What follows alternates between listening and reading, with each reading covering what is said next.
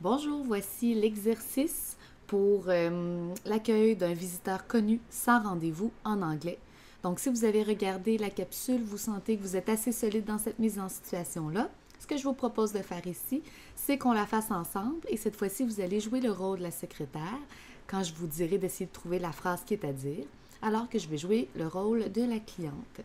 Donc, il s'agit de quelqu'un qui est connu. On accueille Madame Smith. Madame Smith n'a pas de rendez-vous, c'est-à-dire que quand on regarde notre agenda pour notre patronne, on ne voit pas son nom nulle part. Donc, si je suis le matin, comment je vais l'accueillir, Madame Smith, dès le début de notre rencontre?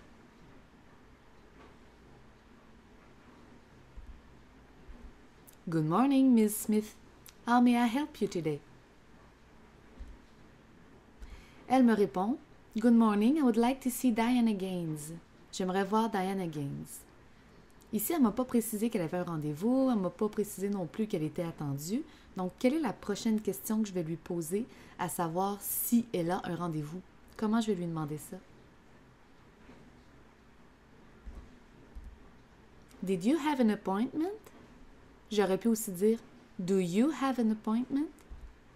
Donc, did you have an appointment? Ça veut dire aviez-vous rendez-vous? Je lui pose cette question-là au passé, puisque je la connais, je remarque que son nom n'est pas à l'agenda. Donc, je me pose la question à moi-même en même temps, est-ce qu'elle avait rendez-vous? Sinon, j'aurais pu dire Do you have an appointment? Avez-vous un rendez-vous? Ça aurait été tout aussi bon. Elle me répond No, but I was hoping she could see me anyway. Donc, j'espérais qu'elle puisse me voir même si je n'ai pas de rendez-vous. Étant donné que c'est un visiteur connu, c'est une cliente régulière, je vais faire l'effort d'aller demander à Mme Gaines si elle veut la voir. Si ça avait été un visiteur inconnu qui n'avait pas de rendez-vous, c'est à ce moment-ci que j'aurais dit la politique de l'entreprise, c'est-à-dire que j'aurais expliqué que Mme Gaines, elle ne voit personne sans rendez-vous. Mais dans ce cas-ci, on a quelqu'un qu'on connaît, ça se peut que la personne de notre entreprise, que Mme Gaines, elle accepte de la voir quand même, étant donné que c'est déjà une cliente pour nous. Comment je fais pour lui dire que je vais vérifier avec Mme Gaines si elle peut la voir? Quelle sera la phrase à utiliser?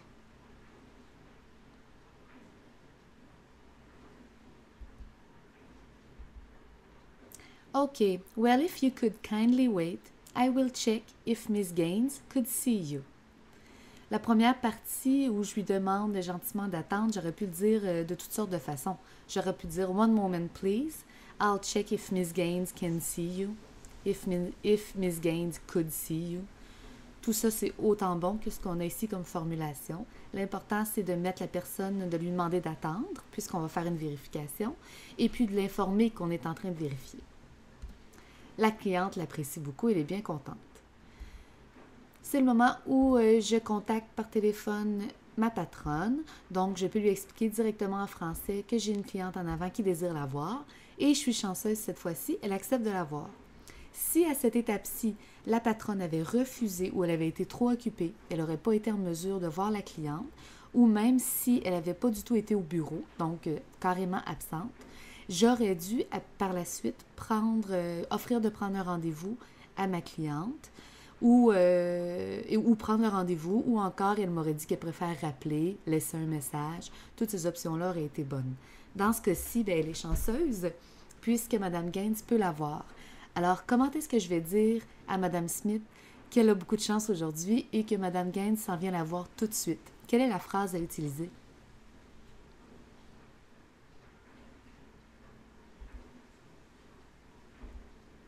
You are lucky today. Ça veut dire vous êtes chanceuse aujourd'hui.